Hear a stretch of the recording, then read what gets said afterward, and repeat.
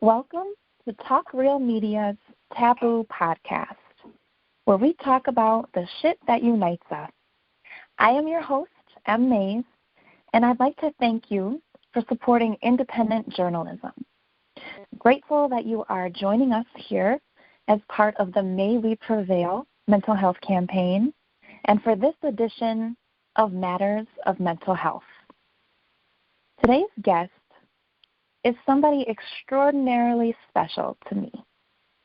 The stars aligned for us to meet a few years back at a national pain conference, and they have held a special place in my heart ever since. There's so much I value about this individual, including but not limited to their unique gifts offered to the world, such as being a certified yoga therapy instructor, a nutritionist, and massage therapist. Having endured a treacherous journey of their own, it's now a part of their mission in life to offer alternative options and care for others who are navigating their way through difficulties and those who are in search of a more holistic way of being. This is a person who I felt important to host on this segment for two main reasons. One, they are authentic and persistently strive to not only talk the talk, but walk that way as well, gently extending the same offer to all to join him in not only personal evolution, but a collective one. And two, his story consists of moments that are equal parts gut-wrenching, soul-crushing, inspiring, and ultimately offers a balance between the light and dark that in some way, shape, or form exists for each and every one of us. Him being here today is not only a gift for the purposes of this conversation, but very literally his presence and dedication to survival by all means necessary is a true miracle and proof to anyone listening that you too can thrive through the dirt that has or may continue to try burying you. Joining us from the East Coast is my dear friend Ryan. Welcome, and thank you so much for being here. Thanks a lot for introducing me, Mia, and I'm really happy to be part of this with you. Same. Thank you. So, yet another reason that I'm thrilled for this conversation is because we're not going to hold back, right? We already made that decision. In my personal opinion, that does favors for and serves no one. And this is a space where we're going to keep it real, which isn't always the easiest nor most comfortable thing, hence what makes it all the more important. So just a quick fair warning that we are about to dive into the depths. And you, as our listeners, are invited to use this discussion as somewhat of a life raft for yourself, because we are in all of this together. And despite the fact that our waves we experience in this ocean of human existence differing from one another, we all are in the same water. And ultimately, no one other than or outside of ourselves can rescue or save us. And that message isn't meant to hinder the ideology that there's assistance and help out there. And it is not intended to come across as daunting, but rather empowering. So consider this conversation a boat. Climb aboard, and we won't steer you wrong. So I'd like to start out by just taking a moment and give our audience just the slightest bit more of a background as to how we connected. So as mentioned earlier, it was at a national pain conference. So it's ongoing, seemingly never-ending, chronic, debilitating agony that led us there. And the first night, as somewhat of an icebreaker, we played a game. The game, in a nutshell, was a silly one, where each person began a sentence with, "Shake your booty if," and the assignment was to fill in the blank with something you could personally relate to, and then witness how many others could as well. So there were goofy things like, "Shake your booty if you have a tattoo," Shake your booty if you've ever gone skydiving. Shake your booty if you've ever seen an ocean or traveled overseas. Real quick, Ryan, do you remember what your shake your booty if was? I actually don't. I remember more of what yours was. Okay, yes, me too. So I remember mine clearly, and it was much more serious than the ones proclaimed before mine. Something like, shake your booty if you've ever wanted to give up or felt little to no hope in going on. And it was then, somehow, I picked up on energy that Ryan could not only relate to this, but perhaps understood it on even a deeper level than the others around us. And as I have had the privilege to get to know him better, I realized we spoke a language between us pertaining all of this that might be considered foreign throughout the realms of the quote-unquote regular world. So all that being said, I wouldn't dream of even attempting to speak your truth for you. So please, Ryan, if you would, tell us what mental health means to you and what it has looked like in your experience to not have and to fight for it.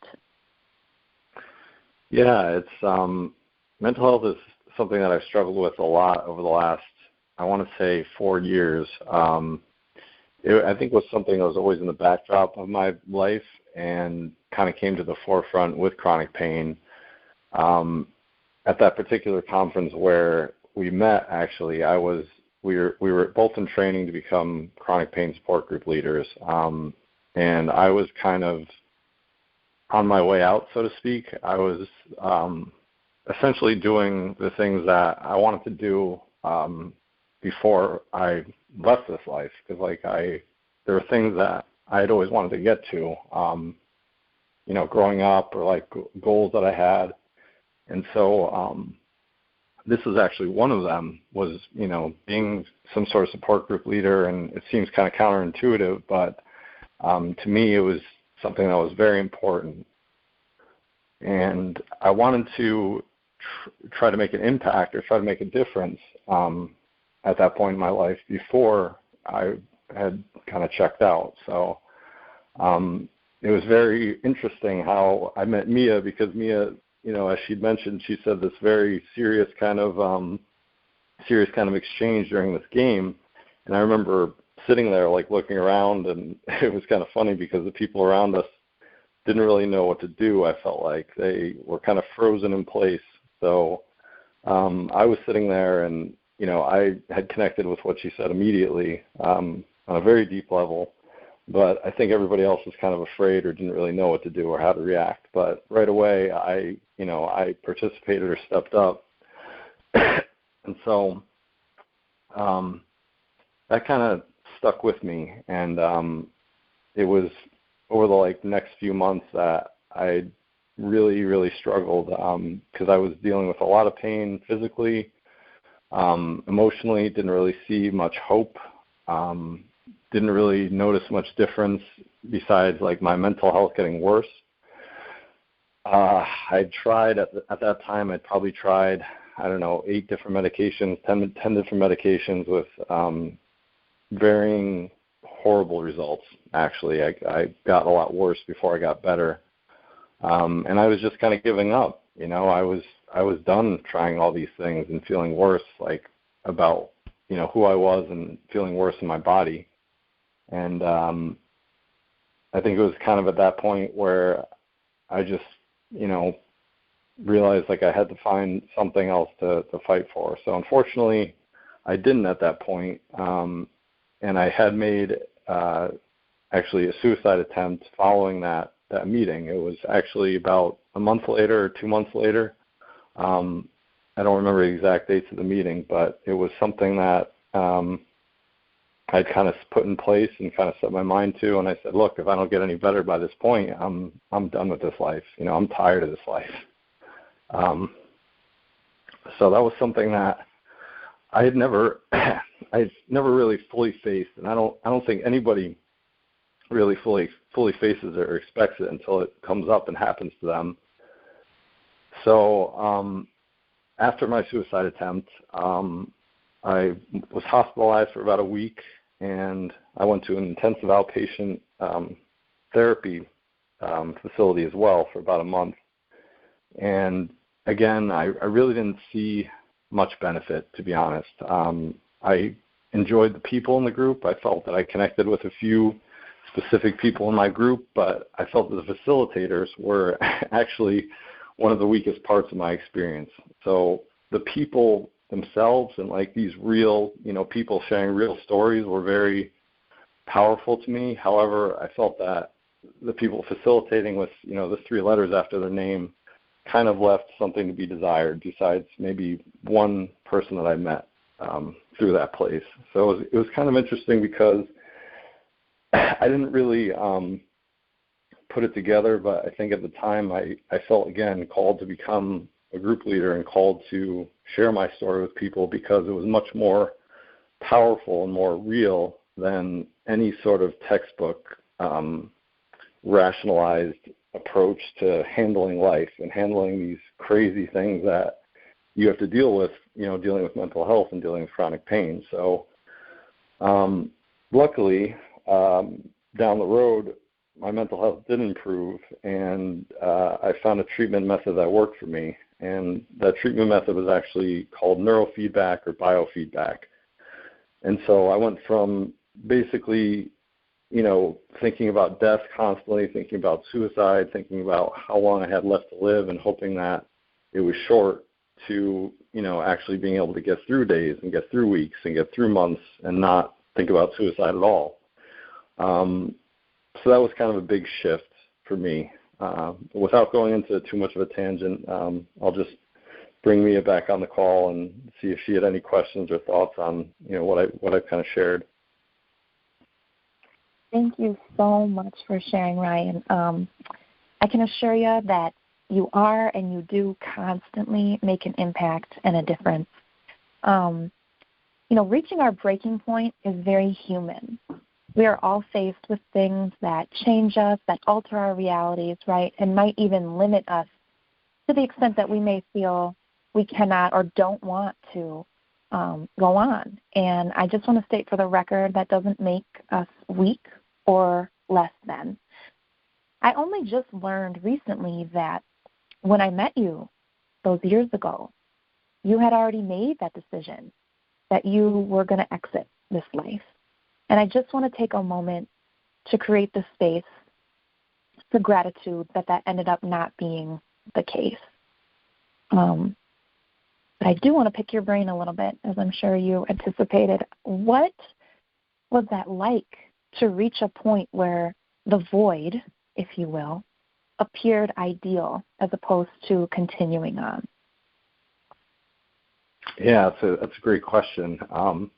So I apologize in advance. So I'm kind of dealing with congestion from allergies, and I'm also kind of getting choked up because these things, these things that we're touching are emotional for one, which is good. But I'm kind of happy sad because it's kind of, I guess, cathartic and also strange because I went through a period where for months, if not years, it just felt like I was just empty, just a void, like you mentioned. And it just felt like emotion would just pass in and out of me. It would just pass through me. Like it wouldn't even hit me at all. Like I couldn't cry. I didn't feel sad. I didn't feel happy. I didn't feel joy or motivation or anything. I just felt emptiness and nothingness. And it just felt like I was kind of like a ghost floating through life, kind of numb to the world. But to get back to your question, your original question, it was one of the definitely the worst experience I've ever had in my life. Most challenging point in my life by far, because it's like you're there, but you're really not there. And you're around people, but you're still empty, and you don't even feel like you're there. Like I could be sitting with a group of friends or a group of family members, and these are people that I've known for, years or decades, and I just felt like I wasn't even there. I felt like I was a stranger because I just felt like I didn't fit in, because I couldn't feel anything. And that's really hard. And it's also really hard to have that decision made in your mind, and just feel like you're kind of lying to the people around you. You know, you're there, but you're just really lying by saying you're doing okay, or yeah, I'm doing fine, you know, and just smiling through it because you don't know what else to say, because you're tired of saying the same thing that, you know, you're hurting and you feel like you're already dead, but you're still here breathing. And I think the hardest thing was actually, you know, writing out a suicide note or a letter to my parents. I actually vividly remember too, there are a few important people in my life that I wanted to send kind of like a last message to, and I remember recording that message on video. So a few messages for a few different people, and that was just crushing. It's just really crushing. There's no other way to describe it. And another thing that was extremely difficult was actually just being there, and planning on people that I was going to see, you know, one last time, to give them one last happy memory of me. So I just remember being, you know, with my parents, with my brother, with my grandmother, a few of my closest friends from childhood, and just being with them. And they didn't know it at the time, but I knew that would be their last memory of me. So that was probably the hardest part, I would say, out of all of it. It was just kind of knowing what was coming next, but having them not have any idea and lying to them, essentially lying to myself, and not lying to myself, but lying to them about how I was feeling, and how I was doing. So, yeah. Thank you. Yes, I feel that. And, you know, when we push things down, when we disregard our emotions, or even worse, shut them off, you know, when we attempt to evade the quote-unquote bad stuff, ultimately we flip the switch and also rid ourselves of any of the good things as well. And I want to speak on you getting a little choked up. It's totally understandable and acceptable. And at this point, there is so much that's kind of catching up to you. You know, you've reached kind of the brink, kind of the edge of making a decision that ultimately, you know, thankfully has changed. And so now you're readjusting, right? And it's completely human. It's very natural, too, to want to put on a brave face for the sake of the others around us, to almost protect them from what's going on within ourselves. You know, just to kind of meet you where you're at in this moment, I will share that the last couple years for me have been some of the hardest of my life. I think a lot of people feel that way, and may be able to relate, but I'm personally not even referring to anything pandemic related, although I don't mean to minimize the impact that has all had on others. But not even all that long ago, I found myself curled up in a ball, contemplating, you know, what the point of all of this is, or what my purpose really is meant to be. And when I feel like I can't go on, I cling to remembrance of those who are no longer here. You know, I think about people like you in my life who somehow have made it from a moment they thought they couldn't make it through to this current moment. And I think about those who have either, you know, checked out by their own hand, or perhaps people we've lost due to something outside of their control. And I guess I end up feeling sort of like I owe them something, right? Like, I've said this before, and I'm curious about how this may resonate with you, Ryan, but my life has had to become about a greater purpose outside of myself. Because if it were still just about my challenges and hardships, I can almost guarantee you I would not have made it up until this point. And I try my best not to take what I've been through personally and find ways to pour into others in whatever ways that I'm able, which is kind of a catch-22 at times. You know, it goes from my purpose is greater than me. I have to show up for the sake of others. I need to be present. I need to help others through things that I've been through so that they're not alone and so on and so forth, right? But then it can kind of turn on me sometimes, depending on where I'm at mentally. And it can be like, why should I hang on for the sake of other people if what my choice is to maybe, you know, not endure this pain, not go through this agony anymore type of thing. And so I just attempt to cling on to pouring into others in whatever ways I can, with faith that somehow, some way, we can band together and lessen another's burden, maybe even ever so slightly. And to me, that can help give meaning to all the crap that we've never asked for or deserved. What do you think about that? Yeah, that's good stuff. Because we kind of have a common thread there. Because me, even during the, you know, dark night of my soul and darkest night of my soul was, you know, during my training to become a support group leader. So it's like, why at that point, I'm thinking back on it now, like, why did I even bother, you know, going to this? Why did I even bother trying to, I don't know, uplift others? And I think, you know, that's where hope comes into play. Like, there was that small amount of hope that I would get better at some point in me, and that hope that I could share that, I guess, a sense of who I was, and that all the important lessons that I'd learned that I wanted to share with others. And so I think giving back is a huge part in giving to other people. Where that becomes challenging, I think, like you mentioned, Mia, is when you're trying to pour from an empty cup.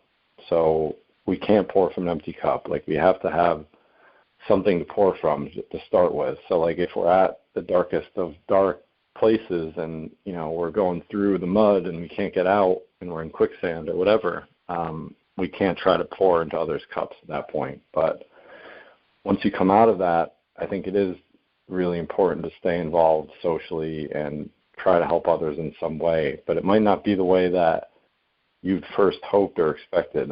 Like, you know, I really wanted to become a yoga teacher, and I really wanted to share yoga with a lot of people, and I wanted to do all these active things that I can't do anymore, or I'm very limited in doing. So that is definitely challenging for me. But I'll never forget, there was this story that I read somewhere. I can't remember where I read it, but they talked about the Nazi camps during World War II, and how they had these Jewish prisoners, and these Jewish prisoners were, you know, obviously underfed, they were abused, they were tortured, and the prisoners that had no food and they had this very limited supply of food, the ones that gave their bread away to other prisoners or to the birds and made friends with the birds fared better than those who didn't, and fared better than those who stole bread and stole food from other people. So I always thought that was a very interesting story that has stuck with me for years, because here's somebody who has nothing to live for, nothing to gain, and they're giving away the one thing they have that's keeping them alive, the bread.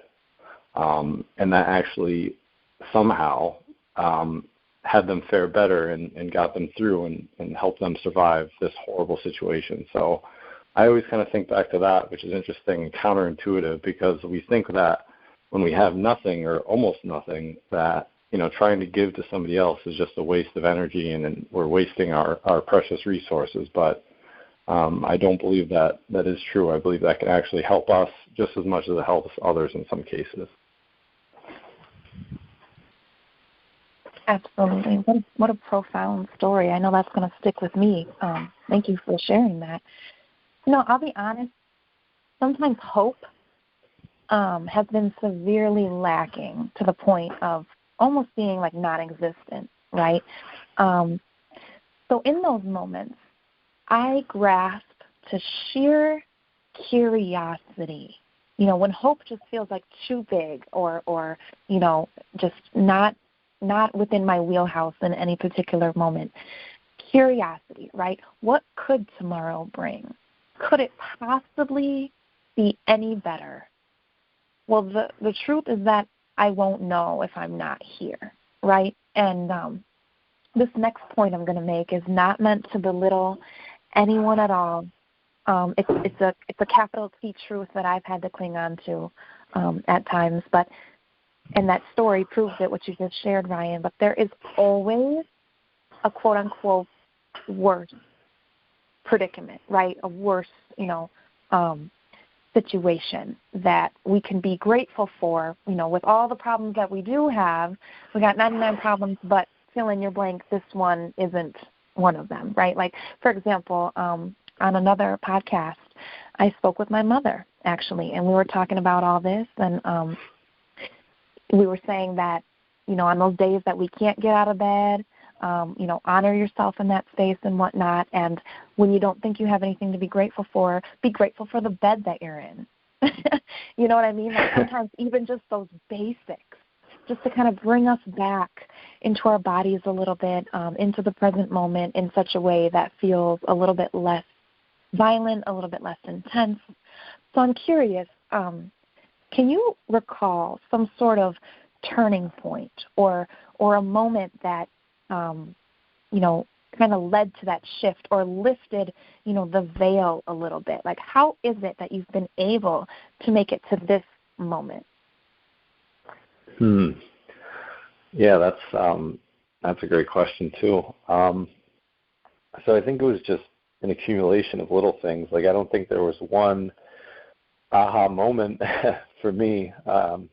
Sometimes for a while I think I wish there was, but I think it was just slowly feeling like I was human again. And what I mean by that is being able to feel again, like feel some sort of emotion, whether it was sadness, some bits of happiness, just something other than emptiness and numbness. So I think what we kind of get trapped in, though, is the comparisons, right, of like where we used to be versus where we are now. So I think it was important for me, too, to let go of this notion that, if I don't feel this way, if I don't feel things like I used to feel them, then what's the point? What's the point of living? What's the point of going on? Because that's kind of a crappy mentality, because you're never really going to be the person you used to be, even moment to moment. Like, yes, over the years, things change. Like, your body changes, you get wrinkles in your face, you age, like, time affects all of us. So, like, we can't sit there and kind of say, oh, I want to feel things the way I used to feel them. It's like, no, the experience that you have today is totally different than what you experienced 10 years ago.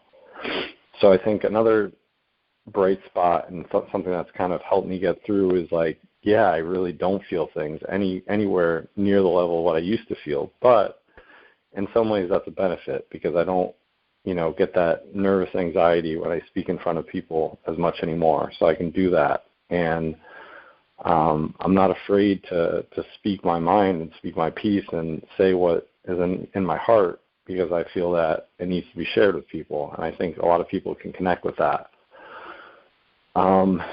Being able to, I think, spend time with my friends and family and actually enjoy it again, that was a big turning point for me and a big moment for me. Was like being around people and feeling like part of them again, like feeling like I was part of the group versus just ostracized and solo, just never feeling like I was there. Another thing that I've noticed recently and even over the past year and a half was going outside again and being in nature and kind of feeling something. Like I didn't feel joy, like I used to, that deep joy or happiness, but I just felt something. Like I just felt kind of like a sense of peace, like, okay, like I can do this. I can be here and feel okay and be okay with being here and now, where I am now. And I think that also kind of helped me because I was able to appreciate things more that I kind of just passed by or passed up. Like I know now I have a deep presence.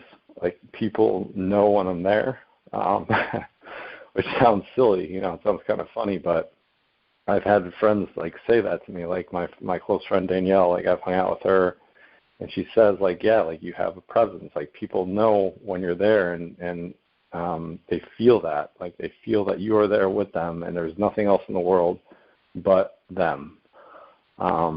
So I think that's kind of special, and that's something that I gained, I guess, out of all this that I maybe didn't have before, because I think my mind was focused on other things besides the present moment. I was more focused on, what am I going to cook for dinner? What am I going to do after work? What, crazy exercises am I going to do, to really challenge my body? So I can't do all those crazy exercises, but when I go hiking now, I can really enjoy that and be in the present moment. So I think, presence is one of the things that really helped me get through this.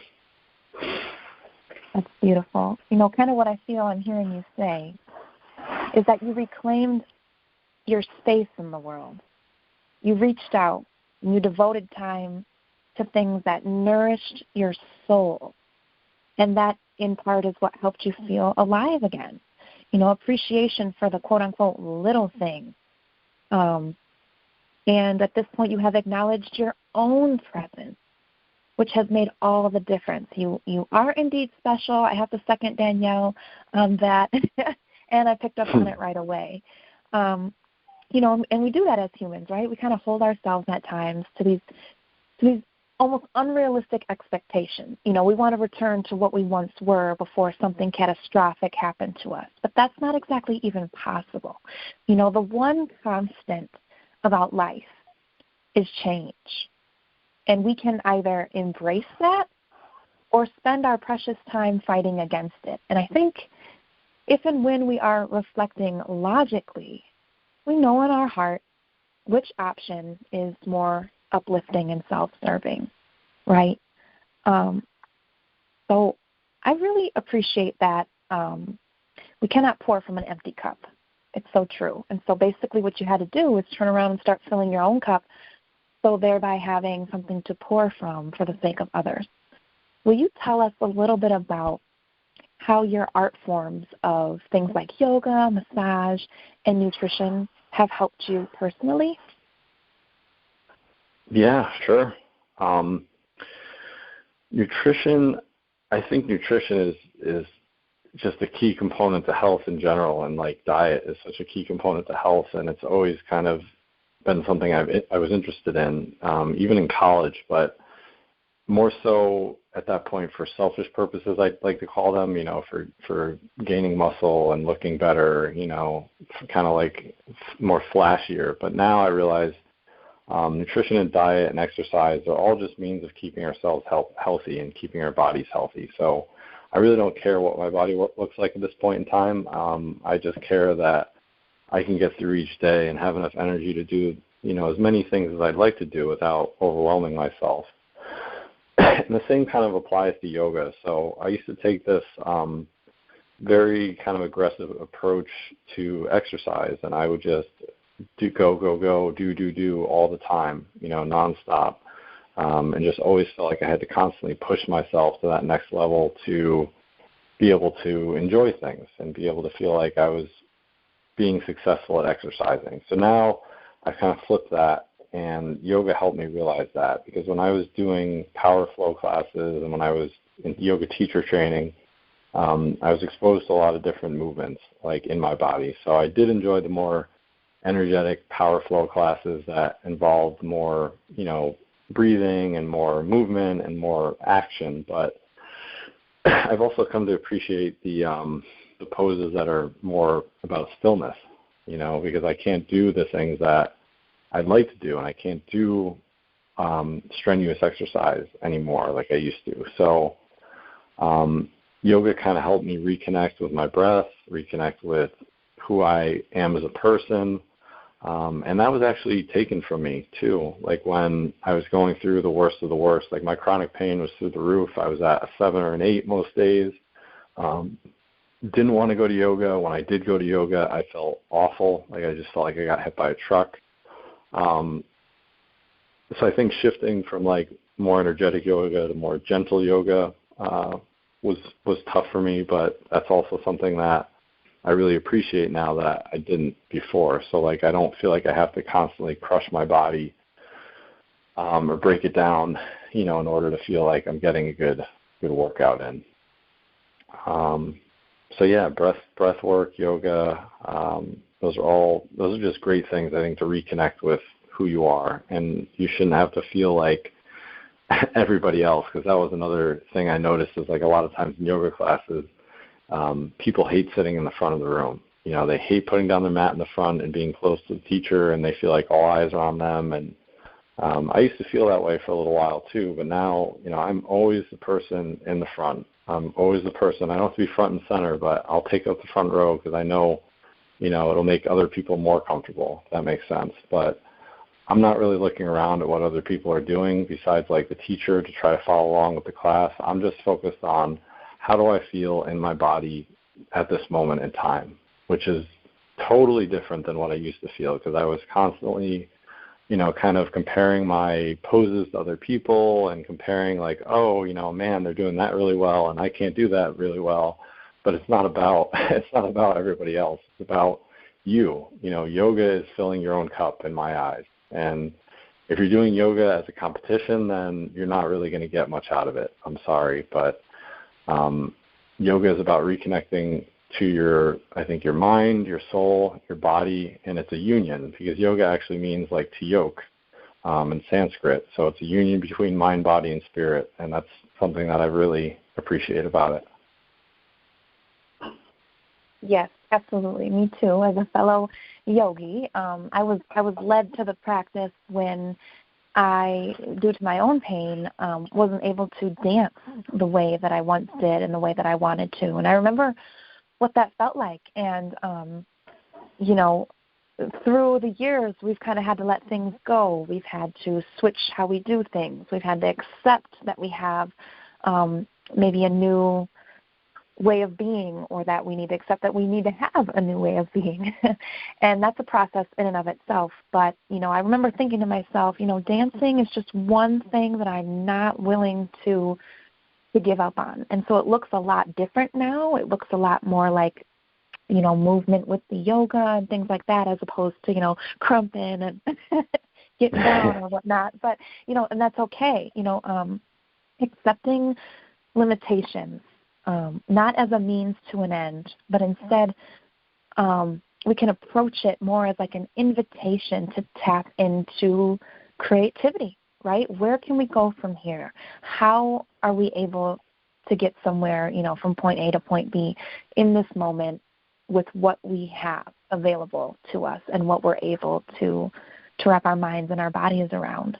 So can you give me a quick elevator pitch, if you will, version of why, because this could be a whole podcast in and of itself, and I kind of have a feeling it will be, but why nutrition is relevant to consider as it pertains to mental health?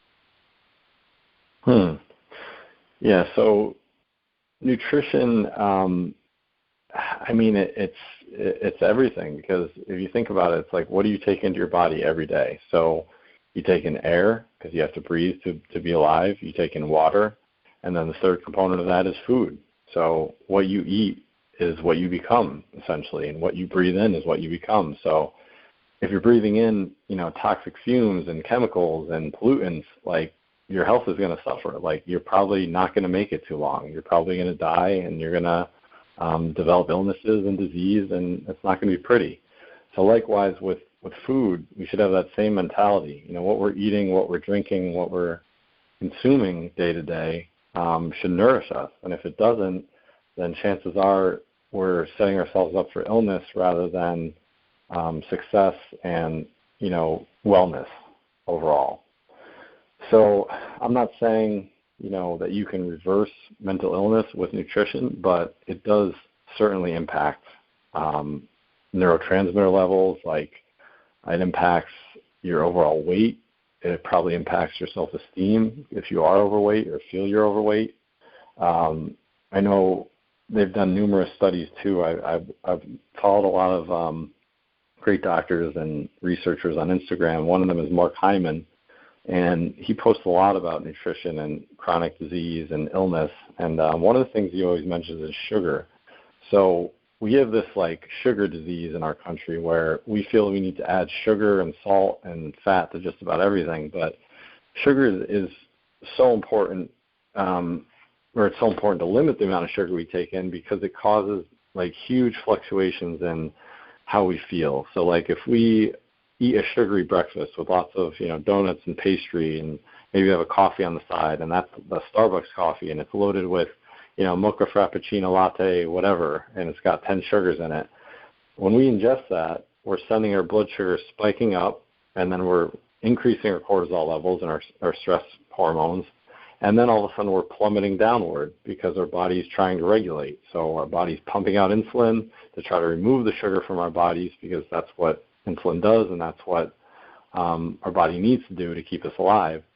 And constantly doing that over and over again, day after day after day, has an impact on our mental health. So I think one of the biggest things to keep in mind is try to limit the sugar you have. I mean, you don't have to cut it out completely, and make sure it's coming in a natural form like a fruit versus a packet of something and just mixing it into a drink.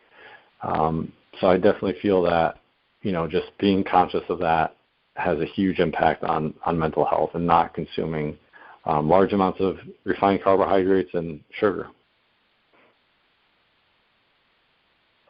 Okay, so you just threw shade on my Starbucks order. No, in seriousness, you are absolutely right. And there have been times that I've completely thrown the concept of my nutrition out the window because my discomfort wouldn't always, seemingly be eased by a switch in diet, and that would be discouraging. But then I had the realization that, maybe eating, my veggies and cutting out, less sugar and things like that might not necessarily, like you said, improve illness or things like that. But we are so much more than our ailments. We are so much more than a diagnosis. We are a whole being that deserves attention and tending to.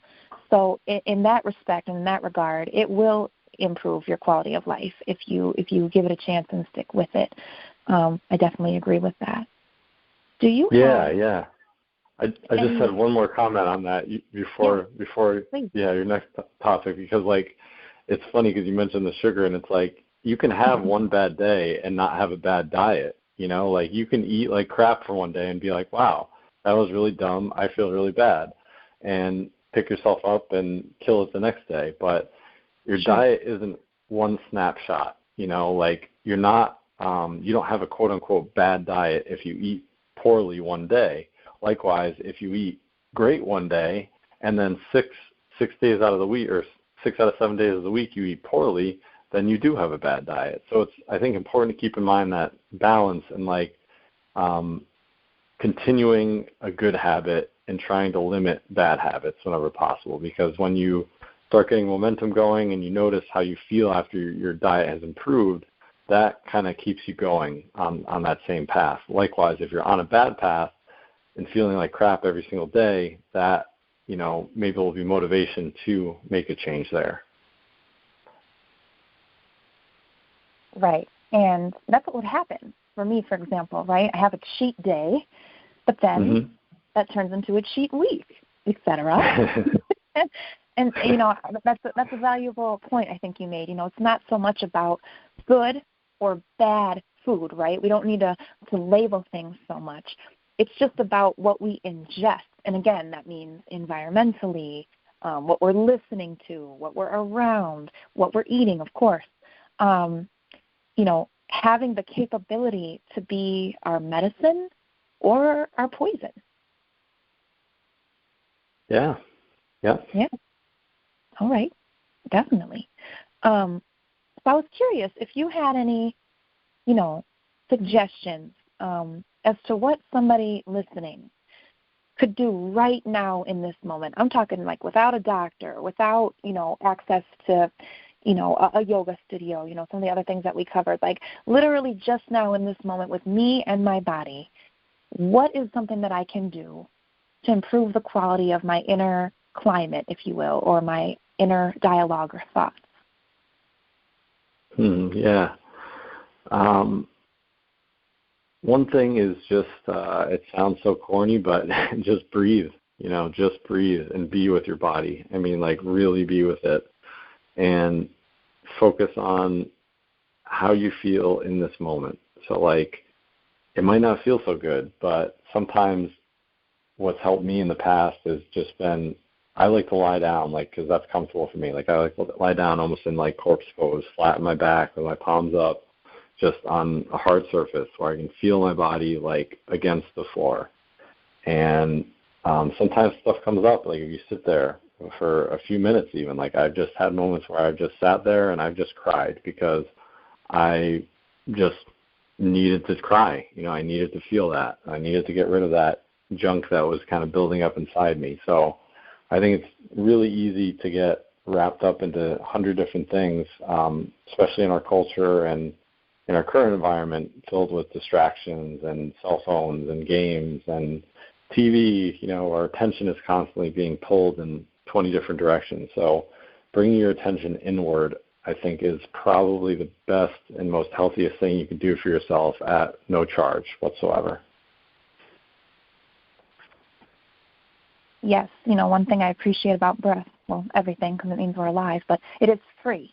I agree. That's been one of the biggest game changers. I would say breath and language. Language really, really matters, especially in terms of our inner dialogue, because that's kind of what sets the tone for everything else outside of us as well. So, for example, if I'm having a day that I feel like I can't, I could instead say, at this moment, I'm experiencing some difficulties and limitations, and I'm going to embrace that. I'm going to breathe on that. So often we are kind of existing in either the past or the future, right? And I've heard this argument a lot, and it's definitely valid, but people will say that they don't want to be present. I don't want to experience what's going on in this moment. And very well may spend their time attempting to avoid the present moment experience. So it's not about diminishing or dismissing what's going on or how we feel, but rather to kind of check in on it, reflect upon it, and kind of come up with a plan and have that open communication with yourself on how you're going to go about moving through it, right?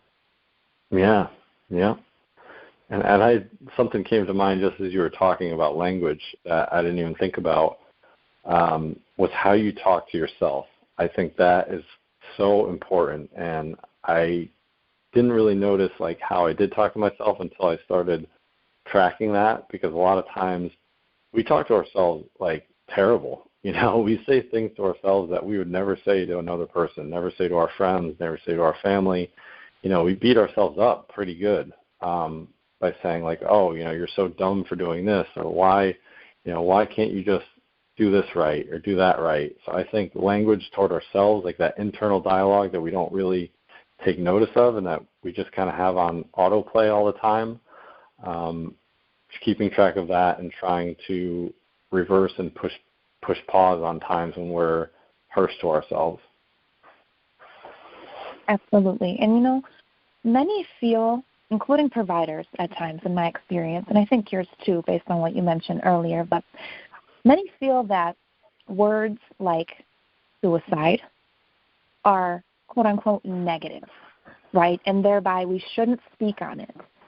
But I sort of feel the exact opposite and believe the absence of acceptance as well as the detrimental stigma surrounding all of this, in fact, plays a large part in the silent suffering. So what is your opinion and your thoughts on that? And what, quote-unquote advice or recommendation would you provide for somebody who may be listening to this right now and barely feels as though they're hanging on? Yeah. I totally agree with what you said with talking about it versus sweeping under the rug, because, like, if you tell somebody don't think about a pink elephant, the first thing they're going to think about is a pink elephant. So if you say don't think about suicide or don't talk about suicide, well, that's what you're going to be thinking about and talking about, either internally, probably internally versus externally.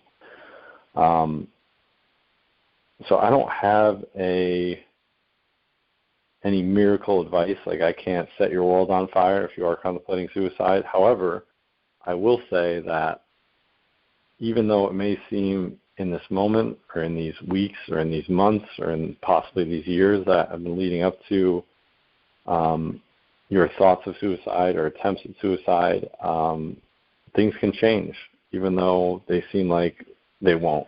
And it seems like an endless cycle where you're just stuck in this place and it's never going to get better and nothing's going to be happy again and nothing's going to be shiny again and everything seems gray and dark and awful. And you're stuck in, this numb feeling.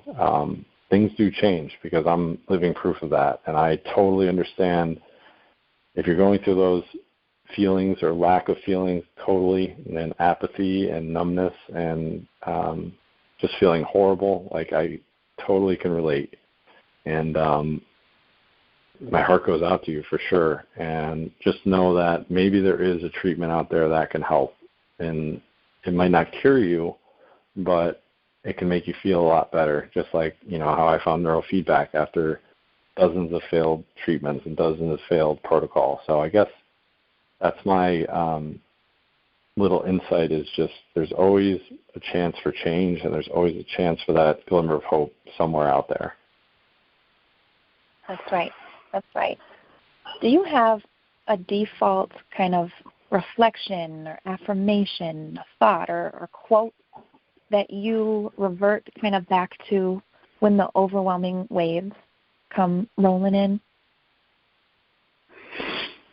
Not so much a quote, but just the feeling and knowing that I have value in this life. I think no matter where I'm at. Like that was something that I really, really struggled with when I was down and out, and it just seemed like there's no end in sight. I felt powerless, I felt valueless, I felt worthless. But no matter what, even if that comes up again in my life where I do go down that rabbit hole and I just feel like I'm never coming out of it, I still have value in this life. So that is something that I think I'll always cling to and always use as my rock. That's perfect. We know that this is going to be a lifelong pursuit and practice. There will continue to be good days and days that are not so great. But as you stated, you are very literal living proof that this life thing can, in fact, be done. And I truly cannot thank you enough for your sharing, for your courage, for your strength and your resilience. Are there any final thoughts that you'd like to leave our listeners with? Yeah, just in regards to, I think, anybody who is suffering from depression and really in the thick of it, really just in that quicksand stuck and maybe getting pulled under, hold on. Please try to hold on. And if you can't, I understand. I understand, and don't feel like it's something you've done wrong, and don't feel guilty about, what's going on in your mind and your body. Like, I've been there. And, only you know what that feels like. And it's a tough pill to swallow, but just try to hold on and try to reach out for a hand, helping hand, if you can. So very grateful for you and this sacred time together, Ryan. Thank you so much again for being here. Yeah, thanks a lot for having me. Definitely enjoyed it. I'm sure we'll have you again, I hope. Namaste.